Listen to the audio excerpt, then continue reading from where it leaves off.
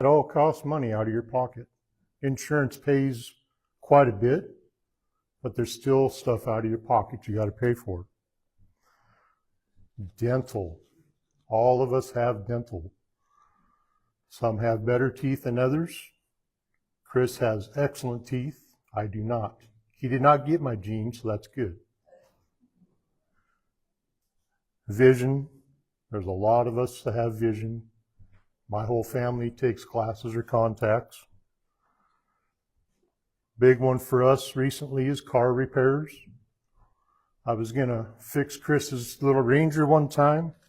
He had a leaky thermostat. Piece of cake. I've done probably 50 of them in my lifetime. Looked at his truck and I was like, nope. You got to tear that whole top end off, and that was a $1,300 repair just for a thermostat. Crazy. Now, what about groceries? Groceries are going out of this world. Used to be a couple $100, buy you a week or two. Consistently now for us, it's $350, $400. Where does the money go? Are we managing it correctly? Sometimes I feel like I'm this guy. It's like, where does it go? I don't know.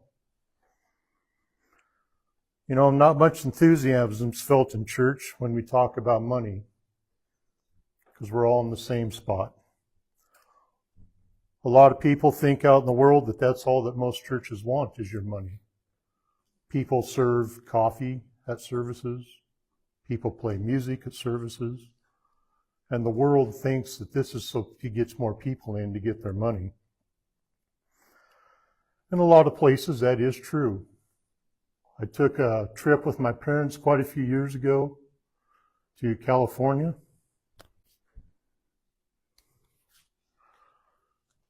And they have the Crystal Cathedral. That's a church down there. This thing is massive. It's beautiful to see. Again, music, coffee in the foyer. This is the inside. Thousands of people in there each weekend.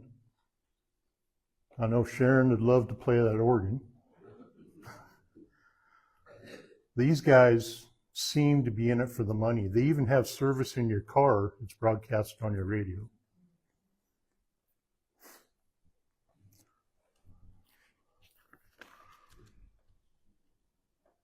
So the reason why I'm talking on money is because Jesus preached about money in the Bible. There are over 2,000 passages in the Bible that deal with money and possessions. In fact, we find that Jesus talked more about money than any other topic in the Bible. That was kind of surprising when I was studying for this. Secondly, I'm preaching about it because we need it. As I said, our expenses are astronomical.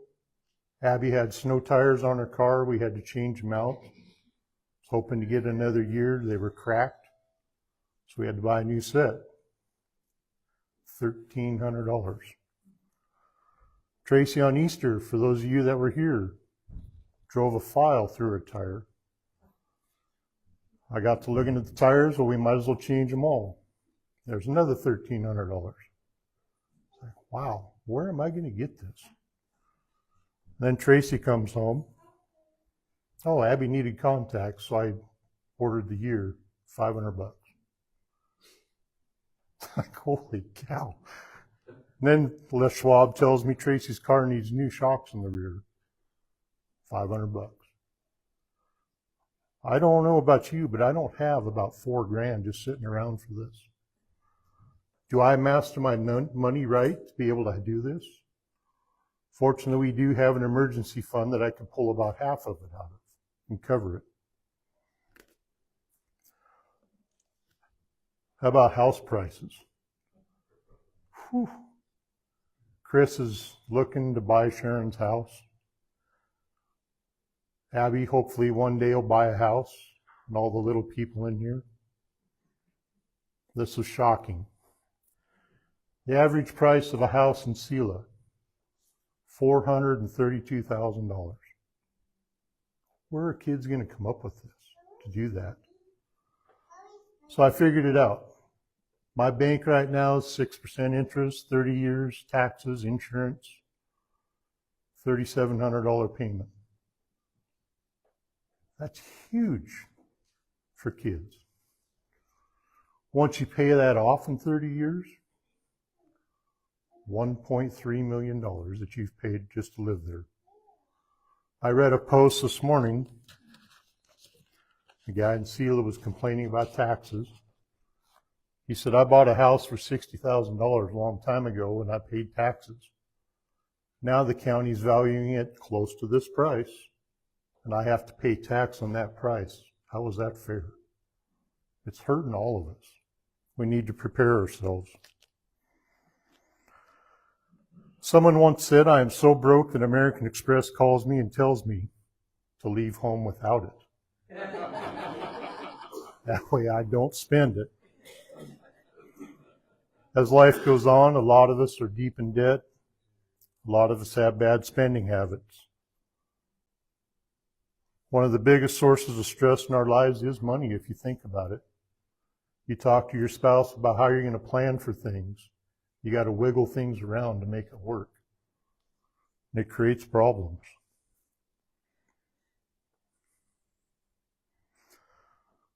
Saw results of a survey a few years ago that indicated the primary reason of divorces, 50% of them, is over money. Because people just can't get along when you're fighting about the little things. We're going to cover 4 key words today that are essential to handling the money that we do have and also in our lives. The first one is strategy. We need to have a strategy in our lives, just like us becoming Christians. The strategy to becoming a Christian is you learn about God, you have faith in God, and then you become baptized and be one of His children. Satisfaction's another one. Are we satisfied with what we have, or do we feel we need more? Self-discipline, this is hard for a lot of people. I waver back and forth on this a lot of times. Go to Lowe's Hardware. Oh, that's a cool tool. I need that. Well, no, I don't. I got other ones that do the same thing. Leaving it on the shelf is hard. Jason's store, it's like a candy store. And spirit. How do we feel in our hearts about our lives?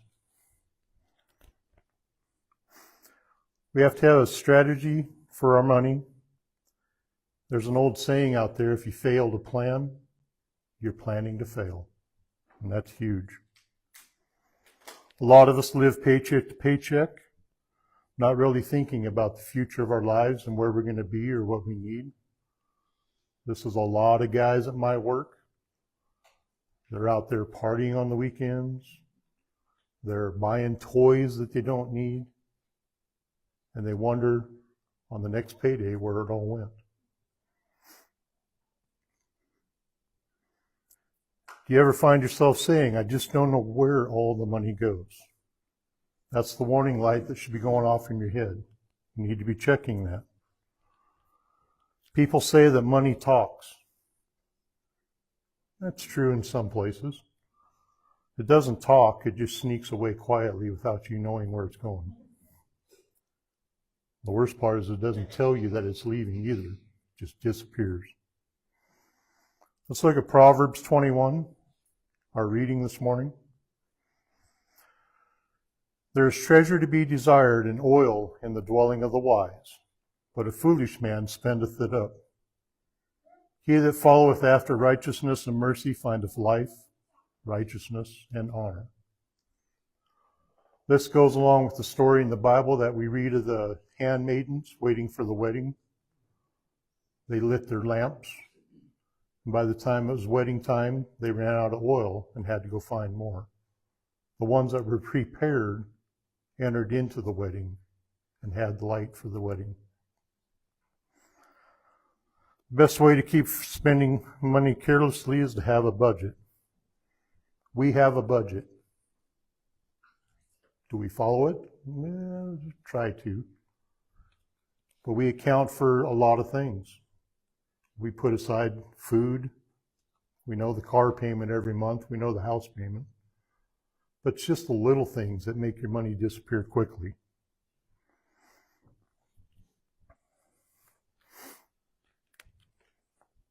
What to include in your budget? Well, of course, your bills. The Bible instructs us to give everyone what you owe him.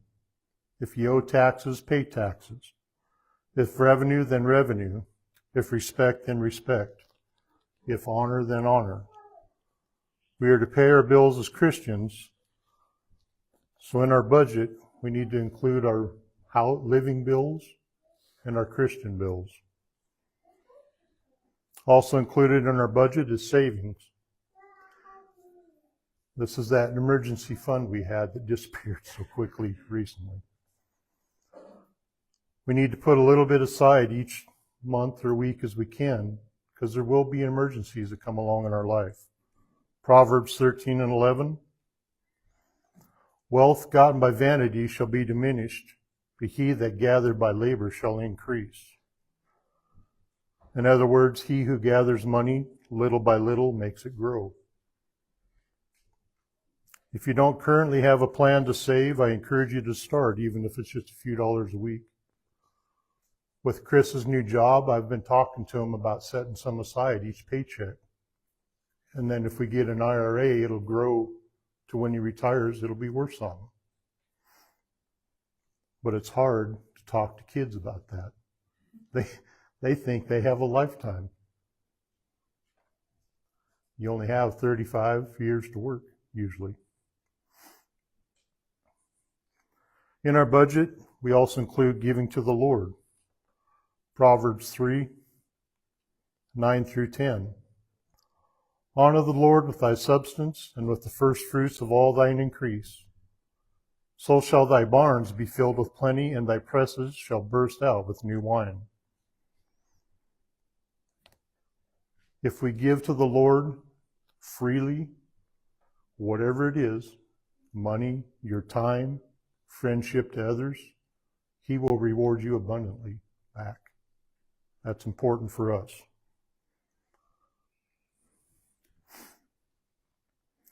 1 Corinthians 16, 1 through 2. Now concerning the collection for the saints, as I have given the order to the churches of Galatia, even so do ye. Upon the first day of the week, let every one of you lay by him in store, as God has prospered him.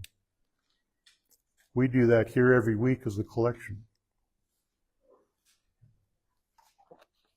Back in Jesus' times,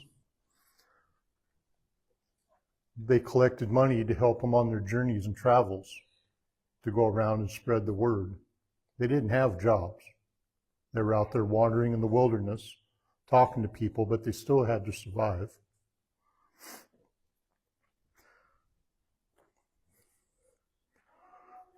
Proverbs 21 and 5 reads, the thoughts of the diligent tend only to plenteousness, but everyone that is hasty only to want. This is one of those verses in the Bible that's kind of difficult to understand, so I had to go to my kids' Bible. The plans of the diligent lead to profit as surely as quick spending leads to poverty. This makes a little more sense to me. The second word is satisfaction. Oh, sorry. We'll get there. The reason some of us have problems with the money is because our desire for stuff is out of control. Again, my guys at work. Those that have kids like to spoil them. We're guilty of that. You go to the toy store, and we used to take Chris to the toy store. Say you have $20, pick something out. 2 hours later, he's still looking, so we'd have to help him. The problem with out of control is when you start buying stuff, you want more stuff. Your friend comes over, ooh, that's kind of nice. Oh, he liked that. I need to get more of something else. It gives me makes my heart feel good that he likes it. Well, that's not right as Christians.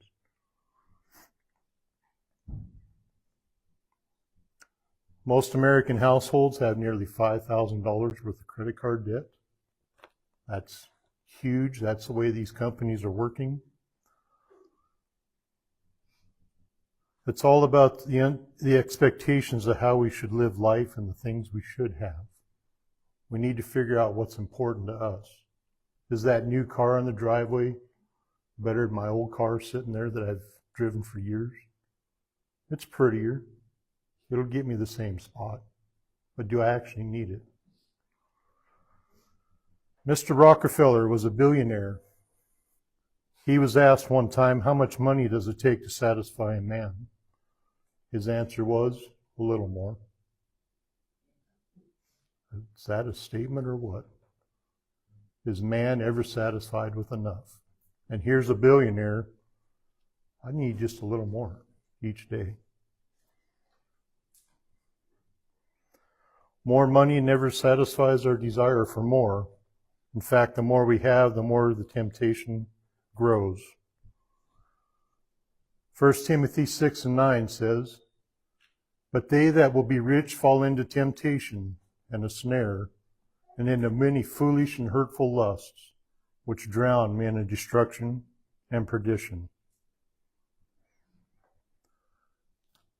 This is pretty important here. Just like Rockefeller, the rich fall into temptations and snares, drown men in destruction and perdition. We don't want to be there. We want to be free people. In fact, Benjamin Franklin once said, who is rich? He that is content. Who is that? Nobody.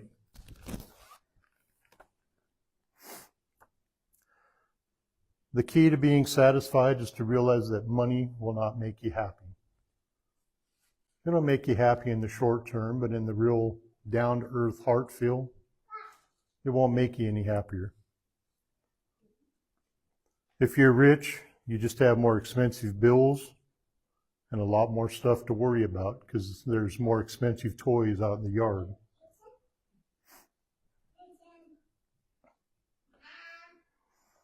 So listen to what some of the world's wealthiest people had to say about being rich. Mr. Vanderbilt, the care of $200 million is enough to kill anyone. There's no pleasure in it. John Jacob Astor, this was the millionaire that was on the Titanic as it sank. He was one of the richest people in the world at the time. He's quoted as saying, I'm the most miserable man on earth. Henry Ford, we all knew who Henry Ford is. He's quoted as saying, I was happier when I was doing a mechanic's job. This is the man that was brought forth mass production of cars. And he had to work so hard as a manager that he wanted to become a mechanic again. Luke 12:15. And he said unto them, take heed and beware of covetousness, for a man's life consisteth not in the abundance of the things which he possesseth. Our Christian lives aren't made to be full of possessions of the world. We're supposed to follow after Christ, be happy in who we are, be happy with what he provides us and gives us.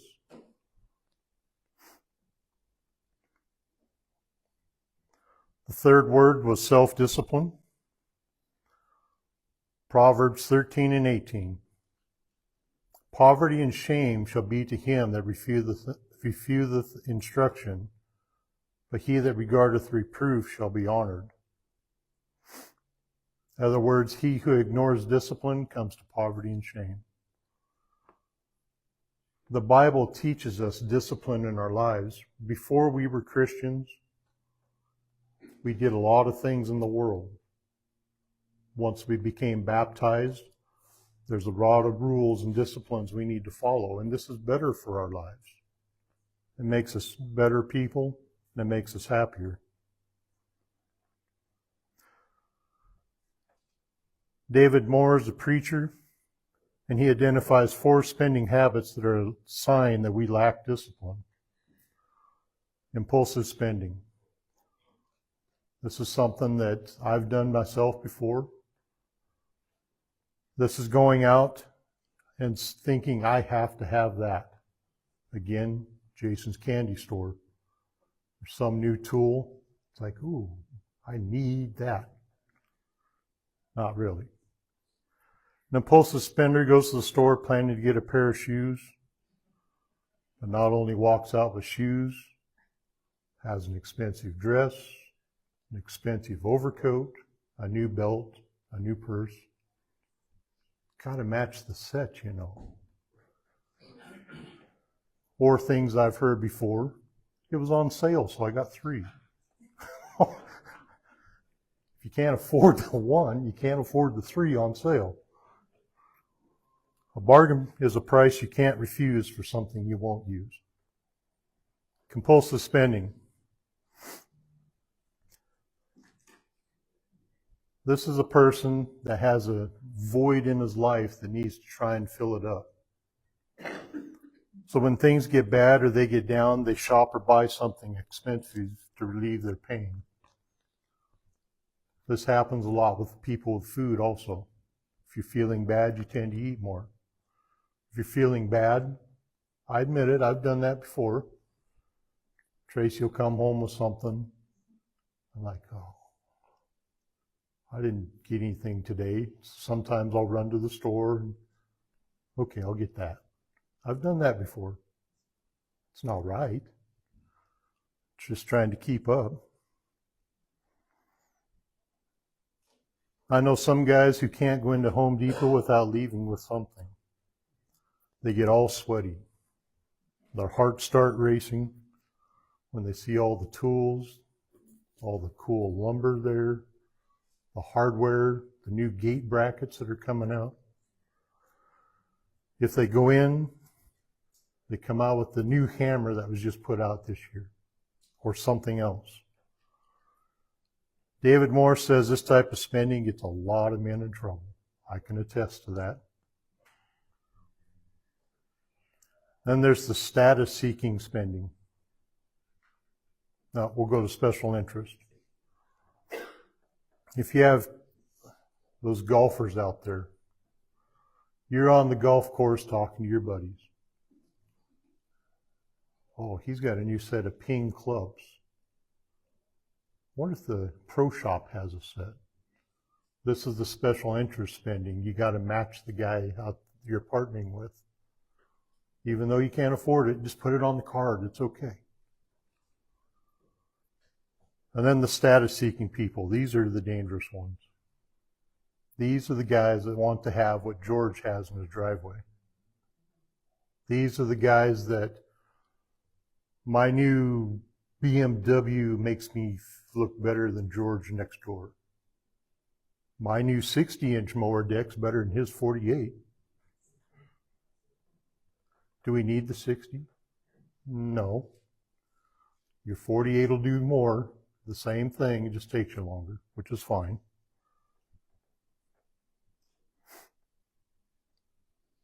These are all status symbols. You can see them on YouTube all the time with these racer guys. Got to have the latest turbo. Got to have the bigger turbo, the new tires. Why? Because it's a status symbol in the car clubs. Proverbs 13:7 says, "There is that maketh himself rich, yet hath nothing. There is that maketh himself poor, yet hath great riches." This should be us as Christians. One man pretends to be rich, yet he has nothing. That's the worldly people. Another pretends to be poor, yet has great wealth. We aren't going to be billionaires in the world, but all of us are rich in Christian lives. We have family, we have children, everybody here.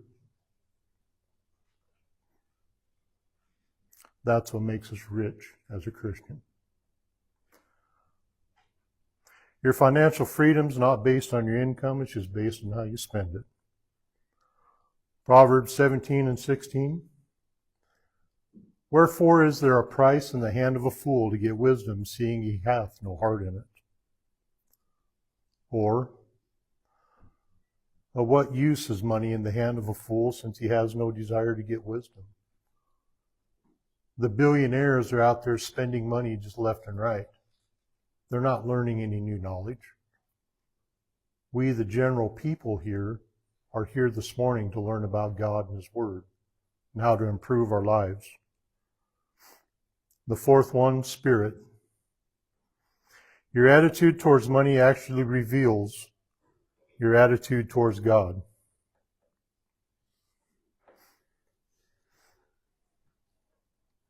Timed out. Your handling of money speaks volumes about the spiritual condition of your life. Jesus said in Matthew 6:21. This is from our reading this morning. This is important to us and also God and Jesus. For where your treasure is, there your heart will be also. Is our heart chasing the beautiful things in this world, the shiny little things? I don't know about you, but I've seen raccoons try and get shiny things out of a jar. Is that us? I hope not. If our treasure is in Jesus Christ and God, He's going to understand that in our last and final day and hopefully grant us entry into heaven.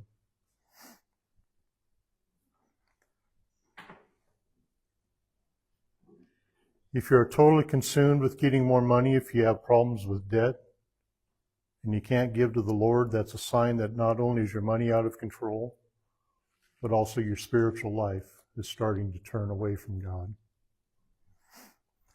Jesus said in Matthew 6:24, no man can serve two masters, for either he will hate the one and love the other, or else he will hold to the one and despise the other.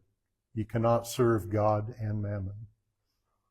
We can't do both in this world. We need to make a choice. Hopefully, we will love God more than we will money. 200 years ago, the grave of the conqueror Charlemagne, who was the emperor of the Holy Roman Empire, was found by archaeologists and it was opened. The workmen were startled to see his body in a sitting position, sitting on a throne, clothed in the most elaborate of kingly garments. He had a scepter in one hand, and on his knee lay a New Testament Bible with the passage open to Mark 8:36. For what shall it profit a man if he shall gain the whole world and lose his soul? Here was a Roman emperor, and he understood that life is more important than it is to be rich. What good is it for a man to gain the whole world, yet forfeit his soul? This lesson this morning was more for me in our life situations, especially this time of year with tax day coming around. It's shocking where the money goes. It's shocking to talk to my guys at work and figure out their finances. My new guy from Egypt, he's got a little better handle on it than most of my other people. Why? Because he's been taught that way. You need to save for emergencies. As Christians, we need to save God's word in our heart for the emergency at the end of our life. If we have enough knowledge and we've walked the pathway that we're supposed to, I'm praying all of us will make it there into heaven.